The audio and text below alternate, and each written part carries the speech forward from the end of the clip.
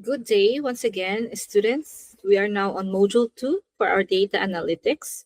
The module title is Descriptive Inferential and Exploratory Data Analysis in Clinical Pharmacy. These are the objectives for this module. Students will be able to differentiate between descriptive, inferential, and exploratory analysis in healthcare data.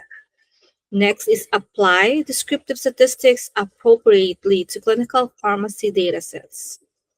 Understand the uses, strengths, and limitations of inferential statistics in clinical research. Recognize the role of exploratory data analysis and data visualization in hypothesis generation, data quality assessment, and preliminary insight in pharmacy context. So let's move forward now to the discussion of the topic.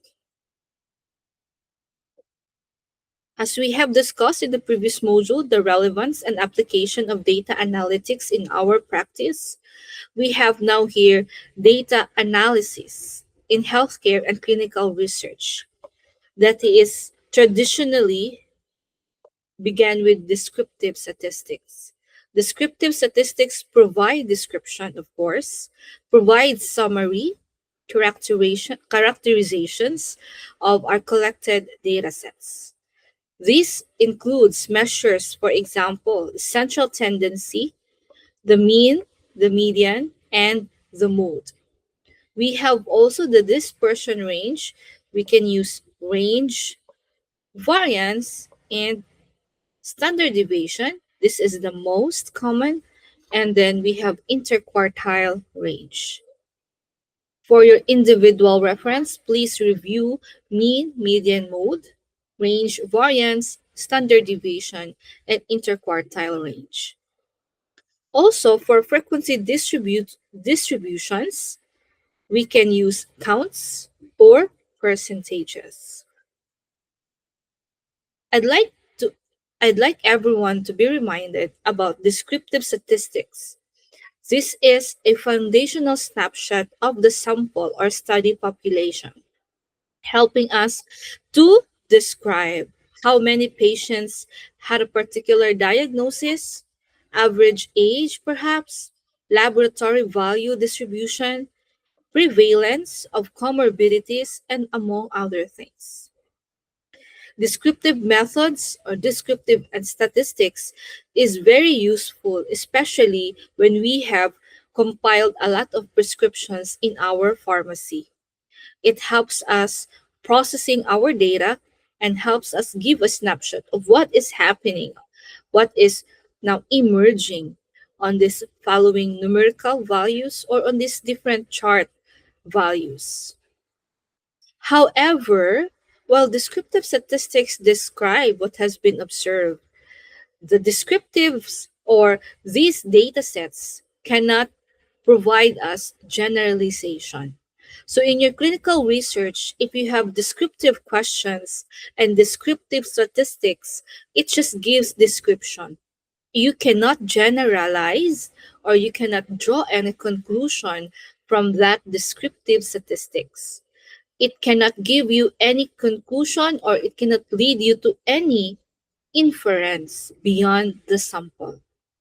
For us to draw conclusions on our data, we need wider population. For example, whether a drug is effective in reducing blood pressure, we must use different type of statistics, and that involves hypothesis testing. It is called the inferential statistics. It's another branch of statistics that allow us to test our hypothesis if it is or it will be accepted or rejected.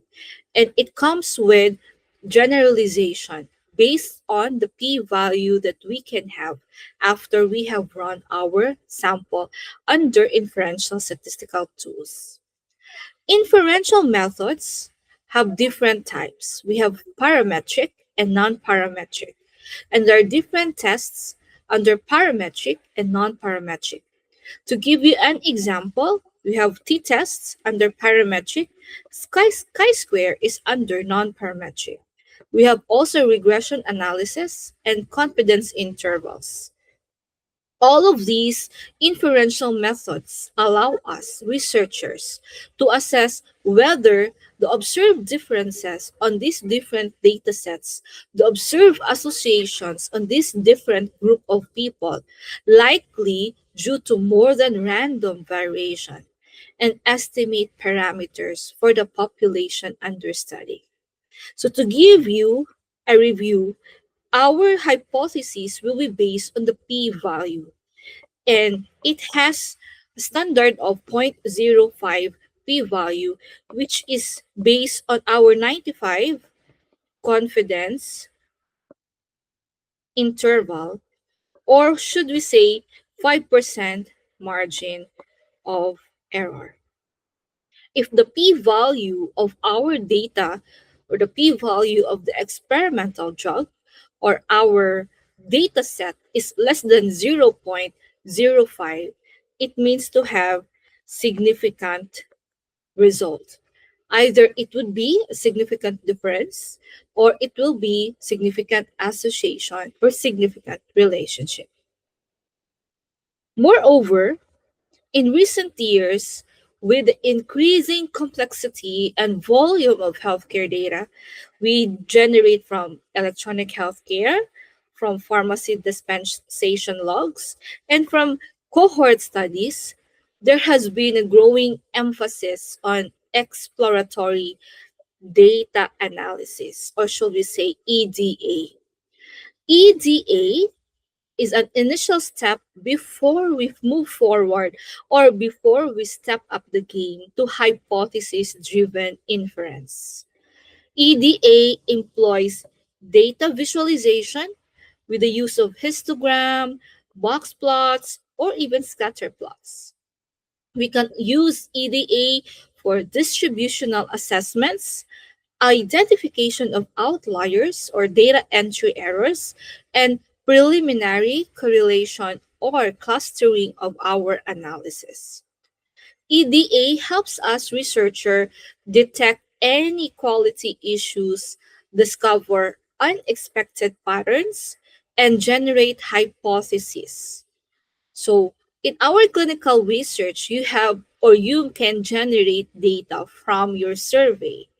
Before you proceed to hypothesis testing, you might want to explore doing EDA. Though it's not part of your SOP yet, as of now, you may have the option to explore and practice it with your own dataset. Later on in our example, I will provide two data sets for you to work on and to practice how to do exploratory data analysis. It helps with data visualization. These are very, I think, elementary steps that we can all do, even or not requiring us expensive software. It's not requiring us extravagant tools. This all can be done. This EDA can be done with a simple laptop, with a simple Excel, or even Google Sheet. In clinical research, it includes pharmacotherapy studies, right? Pharmacoepidemiology studies, medication use evaluations. We have a lot of that in our proposals right now. The proper combination of descriptive, exploratory, and inferential analysis is very critical and very, very useful. Descriptive statistics should not be discounted. Even though it's very elementary to do mean, median, and mode, please be reminded that descriptive statistics is the foundation of statistics. It helps us outline baseline characteristics of our population or our specific patient cohort.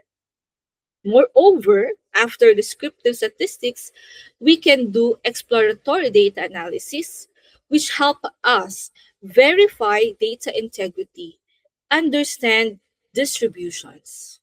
Moreover, if you do inferential statistics, then you are now allowed to do hypothesis testing and estimation of effect sizes or associations.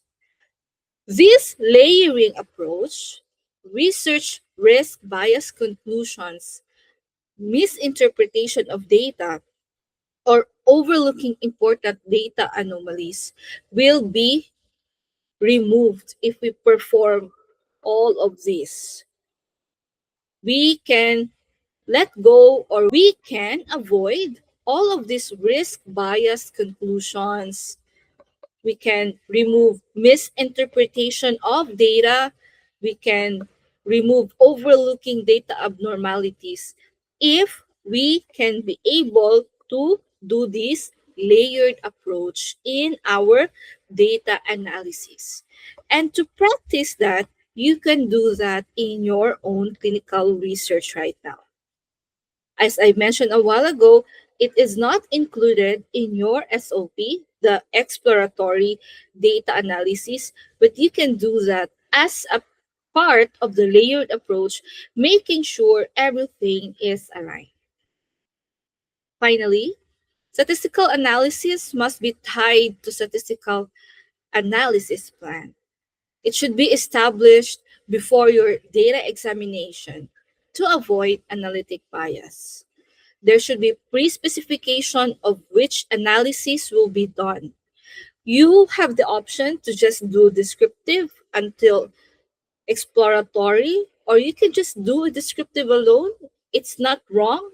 It depends on what you want to get from your study, what you want to learn. It is not about how extravagant and how difficult your methods are. It is about the relevance of the data that you can gather. It is it is it okay to have descriptive only? It is okay. It's okay also if we have to integrate exploratory. That is good. And it's still okay if you will not include exploratory and just have descriptive and inferential. What I want you to understand is this SAP, the statistical analysis plan, should be done before you have your data to avoid analytic bias. You have to make sure that you have the limitations until when or until what analysis you will perform with your data. How variables will be coded, how your statistical test will be done or will be handled, the threshold for significance will all be based or will all be recorded in your SAP. In clinical setting, our confidence interval actually is defaulted to 95%. For clinical trials, it even reaches to 99%, meaning there should be higher confidence, lower margin of error. But sometimes we lower it to 90% for social sciences, for social researches, because as we all know, to mimic the real world, we should allow more for margin of error, and that is 10%. That is what it meant when we have here thresholds for significance, the thresholds that we allow for errors to happen in our study. And it depends on the type of research design that we perform. Of course, if we were going to have vaccination for immunization for drug discovery, we would not like to have results that has 10% margin for error because that would mean 10% mortality rate in any case. We should high we should have high confidence interval for clinical trials. For social researches, then we are allowed to lower the threshold for significance. And it helps us to preserve scientific rigor and avoid practices such as p hacking. So, all of this, pharmacist, you should have it in your statistical analysis plan ahead of time. Now, to contextualize better our topic to our practice, in clinical pharmacy, practice both practice and research. descriptive statistic often form a first step. It includes patient demographics, it includes medical history, medication use data, all of those stuff. For example, when evaluating adherence rates in a patient cohort, you as a pharmacist, you might calculate proportion of patients with poor refill history. So you are going to record average, which can be the mean of misdosed, median, the time between refills, or distribution of patient age and comorbidities. These summaries are very important to provide clear overview of the population under study and help identify patterns or subgroups that can be used for further evaluation. So, as I have said earlier on, do not discount descriptive statistics. You have to understand that there's beauty between with mean, median, and mode. And it's up to you how you will tweak, how you will use your data sets. And with the proper descriptive tools, you can generate a very strong data and create an analysis that will help improve patient outcomes. Now, before conducting formal inferential analysis, such as comparison of drug A and drug B, we can insert EDA, as I have mentioned. It ensures data quality. It ensures that outliers are identified, checks if there's missing values or incorrect entries, all of which could bias results or lead to invalid conclusions. So EDA visualizes distributions or check variable relationship, such as scatter plot versus age and creatinine clearance, perhaps. If we do this, then we can see an overview of how our patients is really doing at the moment.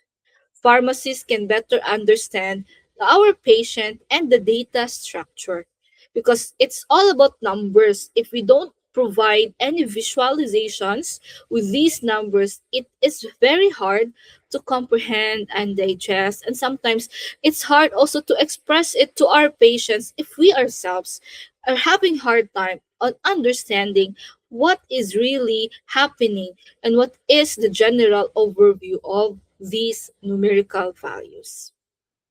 When we perform research, for example, comparing efficacy or maybe safety, it is very good that we use inferential statistics. And as clinical pharmacists, you are trained right now to do that way, to test hypotheses, to analyze your statistical results, to estimate effect sizes, and provide confidence intervals for generalization.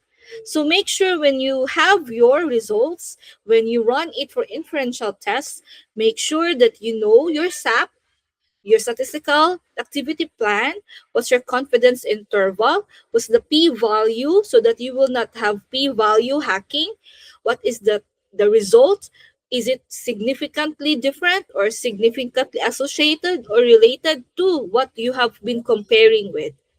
So please create the SAP and also please review your processes so that you will arrive to the proper hypothesis testing that you are really looking forward to. So inferential statistics allows you to answer if your hypothesis is right or is wrong. Now, if it's right, then that's good. If it's wrong, there's nothing wrong also with that. You really have to report it honestly and you have to create or to draw correct generalization based on the outcomes of the analysis. But sometimes, please do not be confused with statistical significance and clinical significance. There are some instances in the clinical setting that it might be statistically significant, like different or not different at all. But clinically, it says otherwise. So, as clinicians, we have to understand that statistics and clinical findings sometimes oppose each other. Most of the time, because it's science and math, most of the time they go along. The patients presents the what is expected, what is the value is saying. It presents and it manifests the correct results or the expected results rather. But sometimes statistical significance does not translate to the clinical outcomes of the patient, and that is because of patient variability.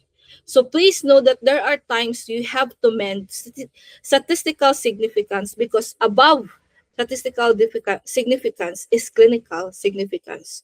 We have to make sure, cross check that our patient manifestation is improving, and we are not stiff with our findings that we will solely base it on our statistics. So you have to compromise with the numbers and what is our patient is showing, because we have to respect the fact that there is patient intervariability, patient uniqueness. And that is why we always go back to making or achieving personalized medicine. So this layered analytical approach that I have mentioned, it will help us derive robust evidence-based conclusion to support practice improvements, of course, and formulary decisions, guideline development. Now I have here examples for you to do later on. This is a descriptive example and exploratory data analysis. I have provided in our classroom mock data sets. So please create descriptive review of that data set with the 280 hypertensive patients. I want to see how will you do the mean systolic and mean diastolic blood pressure. So that is outcome number 1 and outcome number 2. I want to see the standard deviation. That's outcome number 3. The distribution of age, meaning I want to see the range. So that's outcome number 4. And I want to see also proportions of patients on antihypertensive class. So you can do the frequency, numbers, how many, and also frequency of comorbidities. So you will going to do or provide me the descriptive analysis for this. And this is an example of the descriptive study. Second, the exploratory data analysis. So I have also provided in the classroom a mock data up to 1,200 patients with CKD. So a clinical pharmacist should know how to do a scatter plot.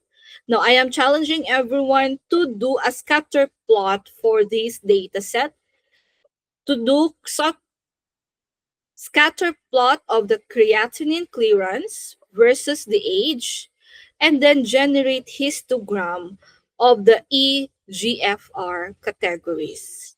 Also, if you can identify outliers like implausible EGFR of more than 120, and expect if there are refill gaps to detect potential non-adherence clusters. So this one and this one shall be part of our evaluation for our assessment tasks. Now, number 3 example, we have here an inferential analysis. This is the higher version of statistics, where an example here, if a patient assessed here with acute kidney injury receiving vancomycin piptas versus vancomycin plus cefepime.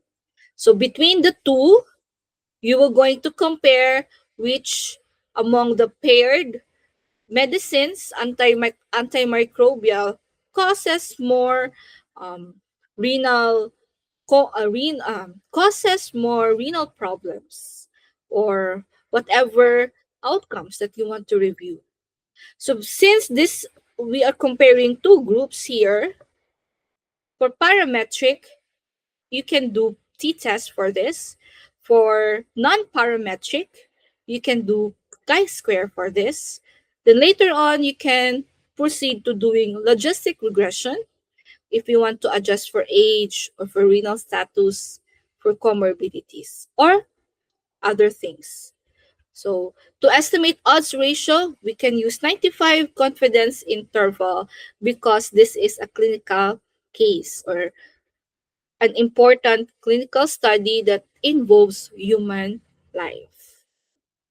Aside from the number one and number two assessment task, you are also asked to answer again the following MCQs based on my discussion a while ago and answer the following questions. Now, for conclusion, the three statistical tests or statistical procedures, descriptive, EDA, and inferential analysis, form the foundational pillars of clinical research in pharmacy. And I want you to remember that all the time. Descriptive statistics is the first and very essential to give us overview of our data. The EDA helps us data quality. In, the EDA helps us with data quality, helps us uncover a lot of things. And of course, inferential statistics helps us with hypothesis testing to help us provide evidence-based decisions. So you as clinical pharmacists, do not stop learning and being engaged in research. You are invited to do quality improvement, pharmacovigilance, or practice evaluation, and all of these can be done with research. You have to master these analytic approaches so that you will be able to carry out your role in the community, in the clinical setting with confidence. Once there are evidences, you'll be able to analyze. Once there are data sets, you can process it and analyze it. And it all comes out that these things right now that you are learning will make you the clinical pharmacist that you envision to be. Not just a pharmacist that memorize things, not just a pharmacist that dispenses medication. You are a pharmacist that is transformative. And you can only be transformative if you can apply these to each of your patient and in your area of practice. So that is all for Module 2, and these are our references. Thank you very much for listening.